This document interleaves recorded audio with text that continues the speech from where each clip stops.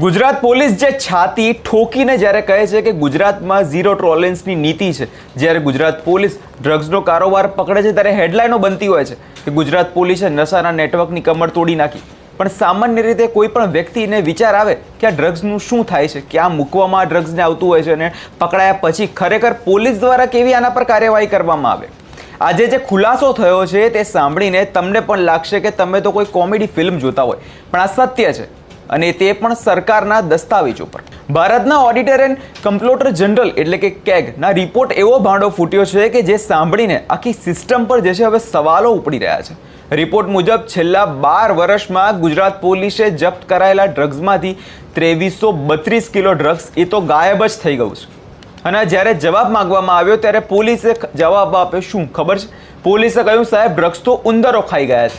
વિચાર કરો, જે ડ્રગ્સ પકડવામાં કરોડોનો ખર્ચો થતો હોય છે, જે ડ્રગ્સ પકડાયા પછી નેતાઓ સામે આવીને કહે છે કે અમારા પોલીસ અધિકારીઓએ જીવના જોખમે ઓપરેશન પાર પાડ્યું છે, એ જ ડ્રગ પોલીસના ડબ્બામાં જ ઉંદરોનો ખોરાક જે છે બની જતો હોય છે.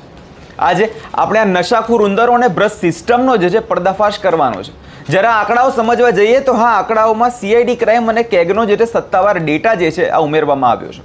ઓગસ્ટ 2010થી નવેમ્બર 2022ના ડેટાની વાત કરવામાં આવે તો આ 12 વર્ષમાં ગુજરાતની વિવિધ એજન્સીઓએ કુલ 6510.54 કિલો ડ્રગ્સ અને 848 બોટલ નશીલા પદાર્થો જે છે જપ્ત કર્યા છે.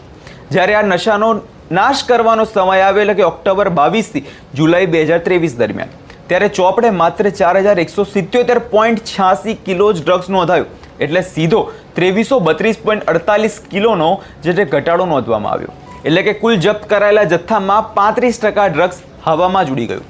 એટલે હવે સવાલ અહીંયા એ ઊભો થતો હોય છે કે 2300 કિલો એટલે કોઈ નાની રકમ તો નથી. જ્યારે ગૃહ વિભાગે EDGP CIDને પૂછ્યું કે આટલું બધું ડ્રગ્સ ક્યાં ગયું, ત્યારે જે જવાબ મળ્યો તે સાંભળીને કેગના અધિકારીઓ પણ વિચારમાં પડી ગયા કે પોલીસે લેખિતમાં જણાવ્યું કે 1400 કિલો ગાંજો તો ચોરાઈ જ ગયો. એટલે વિચાર કરો, પોલીસ સ્ટેશનમાં ચોરી થઈ ગઈ અને બાકીનો જથ્થો ઉંદરો ખાઈ ગયા અથવા ભેજના કારણે વજન ઘટી ગયું.